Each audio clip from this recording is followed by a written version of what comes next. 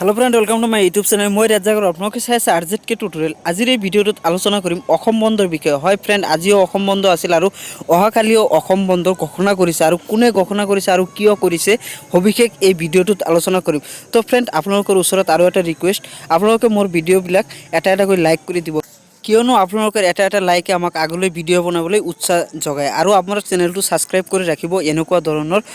নতুন ইনফৰমেশ্যন পাবৰ কাৰণে আৰু আপোনালোকৰ ওচৰত আৰু এটা ৰিকুৱেষ্ট যে আপোনালোকে এই ভিডিঅ'টো প্ৰচুৰ পৰিমাণে শ্বেয়াৰ কৰি দিয়ক কিয়নো আপোনালোকৰ এটা শ্বেয়াৰে আপোনাৰ আন দুজন বন্ধুৰ সহায় হ'ব পাৰে সেইকাৰণে আপোনালোকৰ এইটো জৰুৰী এই ভিডিঅ'টো শ্বেয়াৰ কৰিবলৈ তো ফ্ৰেন্ড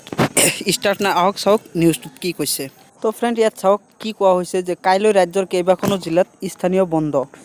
কোন জিলাত বন্ধ থাকিব হয় ফ্ৰেন্ড ইয়াত উল্লেখ কৰা হৈছে যে কাইলৈ অসমৰ কেইবাখনো জিলাত ঘোষণা কৰা হৈছে স্থানীয় বন্ধ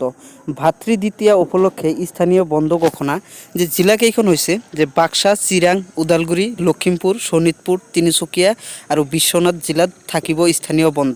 বন্ধ থাকিব সকলো কাৰ্যালয় শিক্ষা অনুষ্ঠানৰ লগতে বেংক প্ৰতিষ্ঠানো